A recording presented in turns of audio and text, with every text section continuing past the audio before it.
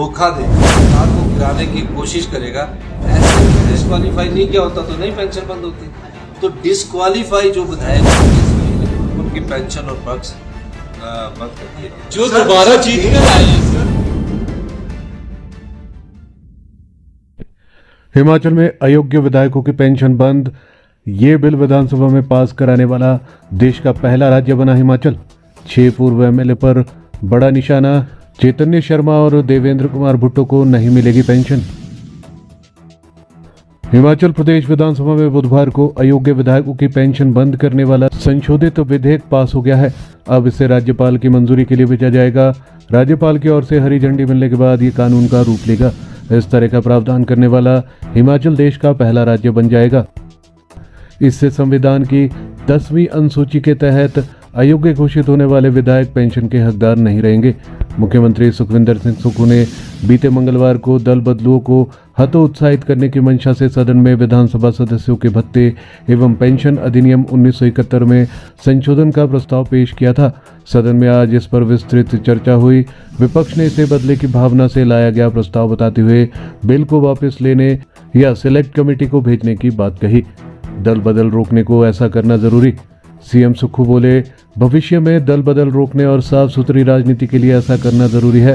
इस संशोधन में कोई द्वेष भावना नहीं है। स्वर्गीय राजीव गांधी ने जब दलगत राजनीति रोकने के लिए जो दल बदल कानून बनाया था, हम उसे आगे बढ़ा रहे हैं। सशक्त लोकतंत्र और राजनीति में पारदर्शिता के लिए सभी को इसका समर्थन करना चाहिए। जो कांग्रेस छोड़कर गए हैं वे अब आपके साथ धोखा करेंगे। राज्यसभा चुनाव में जिन विधायकों ने कांग्रेस पार्टी के टिकट पर चुनकर जब आए तो अपना वोट भारतीय जनता पार्टी के प्रत्याशी वोट डाल दिया, चुनाव हो गया। ठीक, अगले दिन बजट पास होना था, आम लोगों से संबंधित बजट था। जब बजट पास करने के वक्त वो अंदर तो आए, लेकिन जब बजट पास करने के वक्त वो अपसेट हो गए और उसके बाद वो हेलीकॉप्टर से उड़कर चले गए। तो माननीय स्पीकर महोदय ने उसके एक दिन बाद उसका कॉग्निजेंस लिया और उनको डिस्क्वालीफाई कर दिया। डिस्क्वालीफाई करने के बाद वो जहां भी जाना चाहते जाए, लेकिन हमने कहा कि 10th शेड्यूल में जो दल बदल कानून के तहत इसको और मजबूत करने की जरूरत है। किसी पार्टी के चुनाव चिन्ह पर जो जीत कर आता है, उस पार्टी को जो व्यक्ति धोखा देता है, उसके खिलाफ हमने ये कानून लाया। जो भी अध्यक्ष द्वारा जो भी डिस्क्वालीफाई होगा, जिसने इस्तीफा दिया होगा, उसकी पेंशन बंद नहीं होगी। लेकिन जो डिस्क्वालीफाइड होगा पार्टी के व्हिप की उल्लंघना करते हुए, ऐसे व्यक्तियों की, ऐसे विधायक जो बनते हैं, उनकी पेंशन को, उनके वर्क्स को पूर्णतया बंद कर दिया गया है। और लोकतंत्र की मजबूती के लिए ये एक अमेंडमेंट बहुत जरूरी था। नहीं तो क्या हो रहा था, 2/3 शिफ्ट कर जाते थे, सरकारें गिन जाती थी। जनता ने एक पार्टी की सरकार को चुनकर भेजा, दूसरी पार्टी की सरकार को एमएलओ ने स्विच कर दिया। तो आगे से भविष्य में हमने हिमाचल प्रदेश में, जहां इस प्रकार की कार्य पहले कभी नहीं हुआ था, लोकतंत्र को मजबूत करने के लिए इस प्रकार का प्रावधान हमने किया।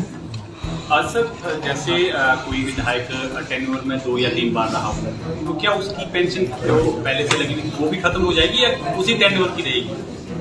देखिए, जिसके नाम के आगे डिस्क्वालिफिकेशन लग गया, उसके सारे पर्क्स, उसकी सारी पेंशनें कानून के तहत बंद कर दी जाए। अब तो क्या जो दोबारा जीत कर आया है तो उसके ऊपर भी ये लागू रहेगा? नहीं, देखिए, राजनीति में मोरालिटी जरूर होती है, नैतिकता जरूर होती है। राजनीतिक जीवन में जब होते हैं तो जीवन में पारदर्शिता होनी चाहिए, ऑनेस्टी होनी चाहिए और मोरालिटी होनी चाहिए। लोकतंत्र नैतिकता से चलता है। अब जब उसने अपनी नैतिकता को खो दिया, वो ठीक है कि 5 साल एक पार्टी में रहे और दूसरी पार्टी के बाद चुनाव लड़े, उसको ये पेंशन नहीं बंद होगी। जो पार्टी को धोखा देगा, जो पार्टी को धोखा देगा। जो पार्टी को बीच में आकर जब व्हिप जारी किया जाता है, ऐसे समय सरकार को गिराने की कोशिश करेगा, ऐसे विधायकों को जिनको स्पीकर डिस्क्वालीफाई करेगा, हो सकता है कई बार वो इस्तीफा दे दे, डिस्क्वालीफिकेशन ना करे। अगर स्पीकर ने डिस्क्वालीफाई नहीं किया होता तो नहीं पेंशन बंद होती। तो डिस्क्वालीफाई जो विधायक होंगे स्पीकर के द्वारा जो किए जाएंगे या कोर्ट ऑफ लॉ के द्वारा जो भी कोई विधायक पार्टी को धोखा देने के संदर्भ में डिस्क्वालीफाई कीजिए, उनकी पेंशन और पक्ष बंद कर दिए गए। जो दोबारा जीत कर आए हैं सर, देश में दल बदल कानून पहले भी था, लेकिन उसका बहुत ज्यादा असर देखने को नहीं मिला। हिमाचल जो ये कानून लेकर आया, आपको लगता है इससे फर्क पड़ेगा? और वो नेता जो दूसरे राजनीतिक दलों में अपने स्वार्थ के लिए चले जाते हैं, उनका रुकना होगा। देखिए, जब एक पार्टी को 5 साल के लिए किसी व्यक्ति को चुनकर भेजा जाता है, उस व्यक्ति ने उस पार्टी का टिकट लिया होता है, उस पार्टी के चुनाव चिन्ह पर जीत कर आता है, उस पार्टी की सरकार बनती है, उस पार्टी के बजट से वो अपसेंट हो जाता है और उस पार्टी के बजट से वो सरकार को गिराने की कोशिश करता है। उसकी अपनी व्यक्तिगत छवि के कारण नहीं जीता, वो पार्टी की विचारधारा और पार्टी के चुनाव चिन्ह के कारण जीता और फिर पार्टी को धोखा देता है। फिर अध्यक्ष महोदय उसका केस सुनते हैं, अध्यक्ष महोदय उसको डिस्क्वालीफाई कर देते हैं। उसके बाद डिस्क्वालिफिकेशन के बाद वो दोबारा चुनाव लड़ते हैं। दोबारा चुनाव के बाद कांग्रेस की फिर 40 विधायकों की 40 विधायक हो जाते हैं। पर ये नहीं कि मैं पार्टी की मेरा मॉरल कोई नहीं है, मैं पार्टी को धोखा देता रहूं, कोई बात नहीं, मेरे को पेंशन भी मिलती रहे, पक्ष भी मिलती रहे और मैं तो धोखा देके एक बार विधायक बन गया और मेरे पैसे भी मिलने चाहिए। इन सब चीजों पर ये विधेयक वो पूर्ण विराम लगा रहा है।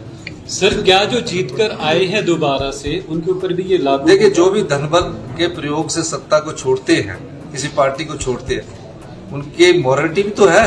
राजनीति में नैतिकता बहुत बड़ी चीज है और इस नैतिकता और 10th शेड्यूल को मजबूत करने के लिए ये प्रदेश ने एक बिल लाया। सर, आपको लगता है क्योंकि इस बिल को अभी राज्यपाल की मंजूरी मिलनी है और अगर कोई पक्ष अदालत में जाता है तो आप किस तरह से? देखिए, इंटेंट हमारी साफ है।